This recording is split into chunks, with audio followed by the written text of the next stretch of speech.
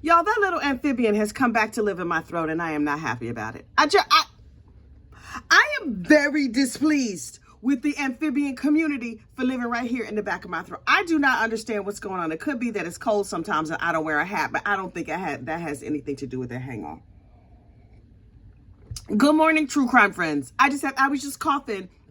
It took me like 5 minutes of coughing to get my throat to the point that I could even turn on my video and say good morning. I'm annoyed. These frogs should know they don't want to mess with me. I do not have a good attitude. Oh, I don't like it. Look, we need to talk parenting this morning, right? So there's a bully mom in the news. Listen, first of all, justice for Jennifer Ann Rossi. That's all I have to say. Do you know Jennifer? Me and Jennifer are not friends. I do not know her personally, but I understand her situation. Let me explain to you what had happened. See, what had happened was Jennifer Lynn Rossi, a 45-year-old mom from, Jennifer, where are you from? Oh, she's from Texas? Listen, this is a Texas story. The fact that there was no gunplay involved seems like a miracle to me.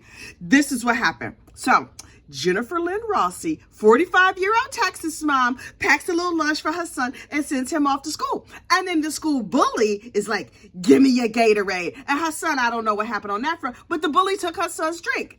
And so the next day she comes home and she's like, baby, what happened to your drink? And he was like, the bully took my drink. The mama's like, oh, I got something for him. So she mixes up a mixture of salt, vinegar, and lemon juice.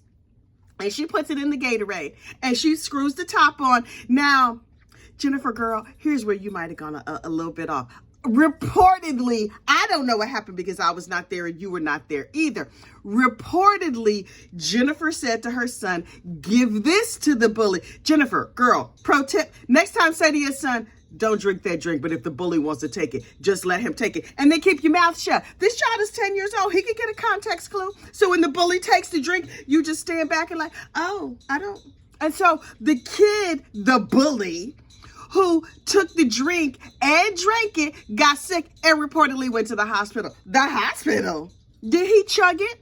That sounds like a him problem. That does not sound like a Jennifer Lynn problem.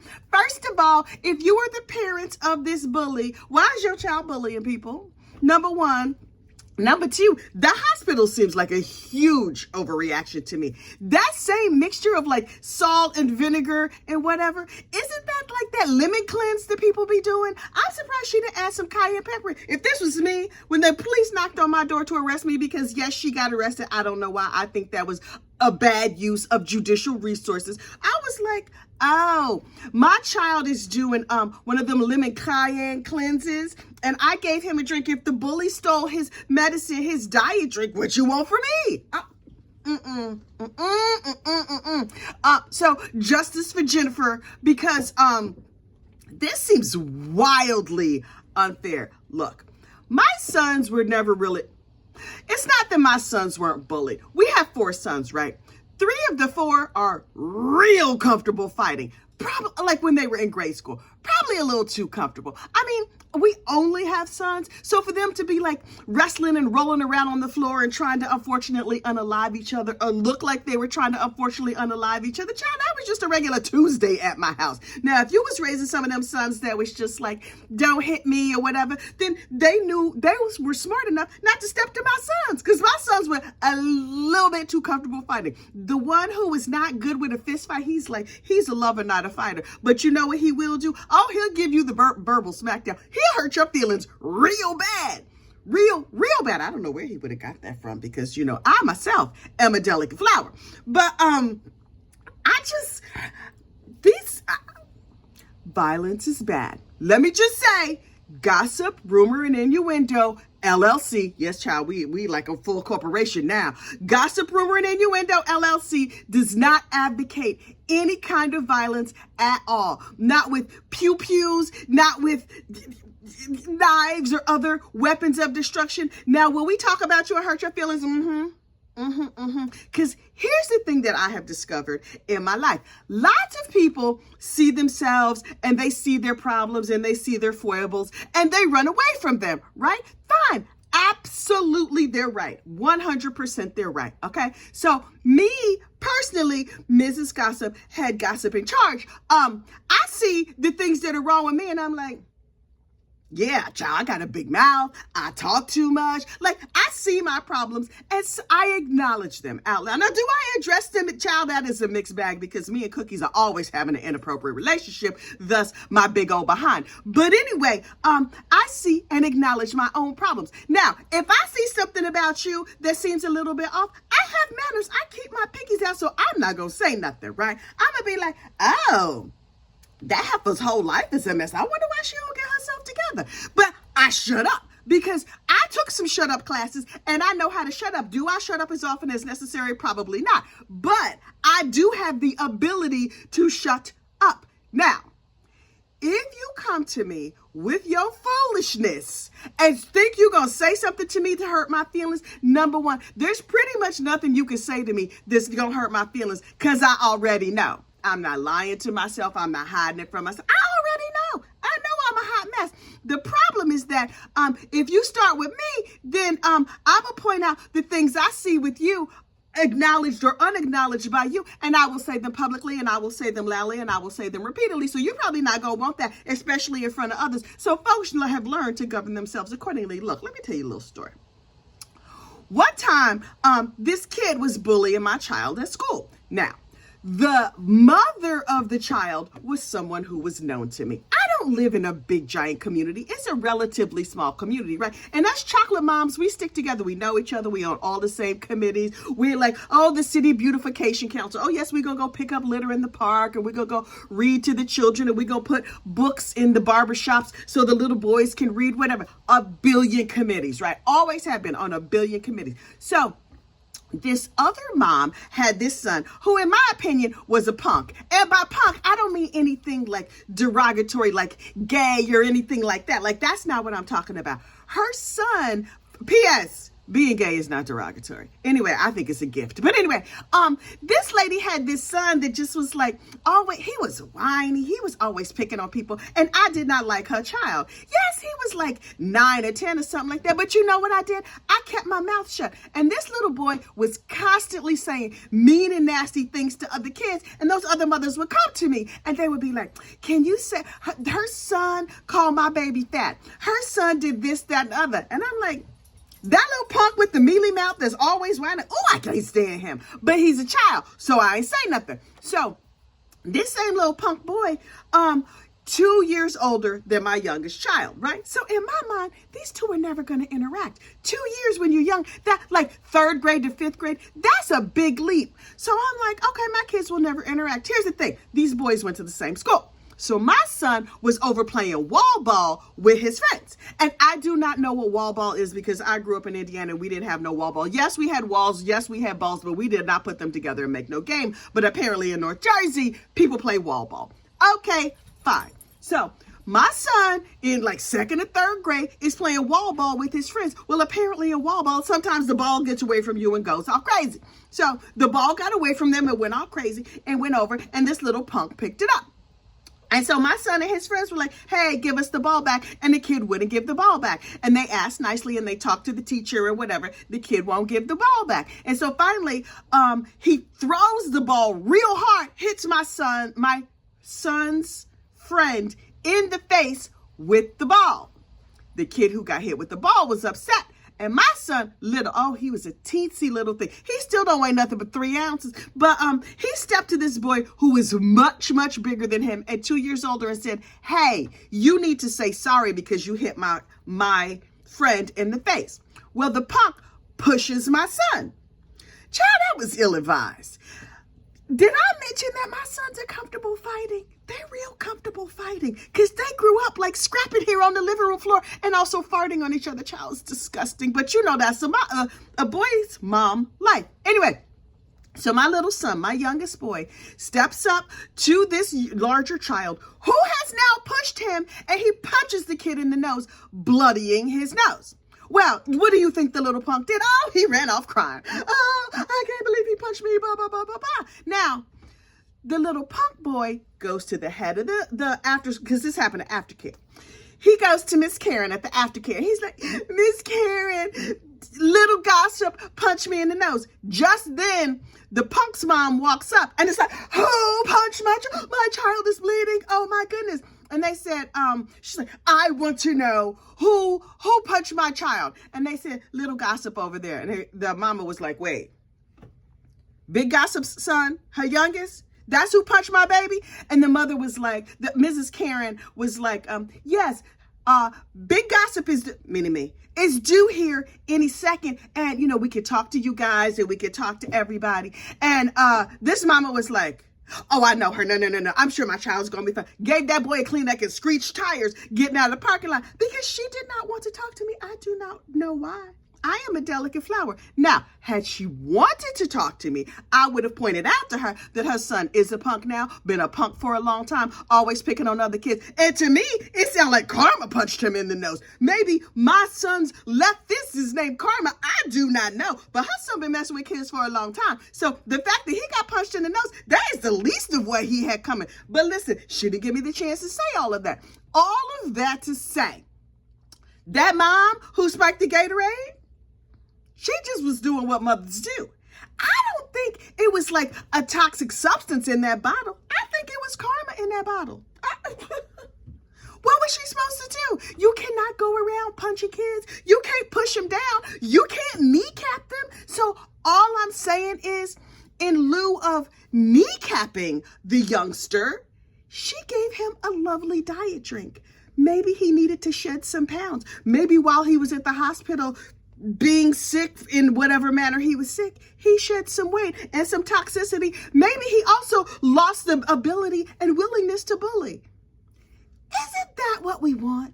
We want our kids to go to school and learn important lessons. I tell you what, I'm willing to bet that that boy learned an important lesson about messing with other kids, also about messing with Jennifer Lynn Rossi's son. That's all I'm saying. Listen, Oh, that story had me heated. I was like, does Jennifer have a GoFundMe? Does she need money? Because I might send her a couple of my dollars and listen, you know I'm tight with money. Me and my money are not trying to break up, child. We are in a codependent relationship. But Miss Jennifer, she get a couple of my dollars. Because that other mama, that mama is lucky she ran into Jennifer and not me, because I would have told her about herself, her husband, her whole entire family, her whole entire situation, her thieving ass child. Oh, you got me heated. You know, listen, it's a lot of things you could. I have a very long fuse, a very long fuse. I will let a lot of things go. You know what you can't mess with? Nothing related to me. Not my children, not my dogs, not my husband, not my money. You know what? I have a long fuse on certain subjects, it turns out. But when it comes to my children, nah, that's not going to go good for you. Now, you can open your mouth if you want to. You're not going to like the results. I guarantee you're not going to like the results. But mostly, I'm a delicate flower. Soft-spoken, kind, nice. Listen. In other no-account parent news, James Crumbley, who is on trial for, he's a parent of a school shooter. This Mama Luke, listen, his jury is deliberating. And apparently, shortly before deliberations again, there was a teensy controversy in the courtroom. And I was like, tell me everything you need to, I need to know every single thing. Mr. Crumbley, in all his wisdom, apparently has been using the jail phone to call and threaten people. Mr. Crumbley, who was you calling? Who was you threatening? You know, when you get on a jail phone call and it says, this call is being recorded, that's a secret coded message that means, sucker, this call is being recorded. What are you thinking? You were on a recorded line making threats to other people. I'm dying to know who he was threatening. Phone calls from prison. Shay, girl, are you out there? We're going to need to get James Crumbley's phone calls because I need to know who he was threatening. And so the district attorney stood up in court and was like, Your Honor, we want to take away his phone privileges because his Act Right is not fully installed. In fact, it might not be installed at all. I mean, we knew his Act Right was not installed when he just left a loaded pistol lying around the house when he knew his son had mental illness. But okay, that's what that trial is about. They're going to sort that out over there. But this phone situation, sir, maybe you're not used to how societies work, but in polite society, you're not supposed to threaten people over the phone. And if you can, you do it in a coded way. Something tells me this dude is real stupid, and he just was flat out like blah, blah, la, la, la, la, la, la, la, making his threats, and then hung up and thought it was not going to be any big deal. Sir, So the district attorney was like, Your Honor, we would like to revoke his phone privileges. And his lawyer was like, James, boo-boo, they're trying to take away your phone. He was like, what? Oh, he had to, no, I will not tolerate my phone privileges being taken away. Sir, he's like, they're trying to cut my access to the outside world. Yes, sir, number one, that's what jail was supposed to do for you. Apparently, you're not getting it. And number two, you need to commit to shutting up while you're in prison. How about this? How about you be on your best behavior down there in the prison? I know it's not a lot to do. You might have to read a book. You might have to talk to some undesirable type people. Although I assume when it comes to undesirables, child, he blends. He's not standing out at all. He blends right in. They're like, oh yeah, one of the criminals, Mr. Crumbley over there, he seemed criminal-minded to me. He's never going to see his son again. We knew that. He knew or should have known that his son was trouble. He bought the child a gun, and his idea of hiding it was laying it on the shelf. Listen. The other thing about this case that is really striking to me is that he heard there was like a shooting down at the school. Now, if I hear there's a shooting, listen, if I hear there's like a fire alarm that's not a drill at my son's school, I'm like, oh, well, let me go. Let me collect my baby, take him home where he's going to be safe. Mr. Crumbley hears there's a shooting down at the school. And you know what he does? He rushes straight home and starts looking for his gun. Sir, that action alone tells me that you knew that your child was a danger to himself and others.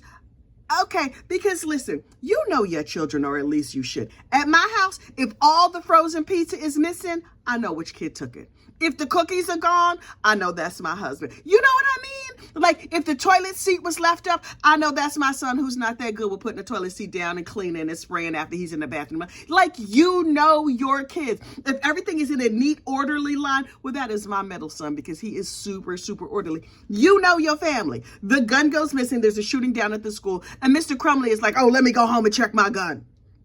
Sir, that's not a normal reaction. But also threatening people on a jail phone where they already say that the calls are being recorded, also not a normal reaction. Sir, I wonder how many hours this jury's going to be out before they convict you. Because, sir, you're getting convicted. In my opinion, I don't know. I didn't listen to the case. I listened to his wife's case.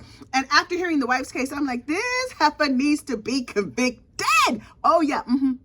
She needs to be convicted real bad. And guess what?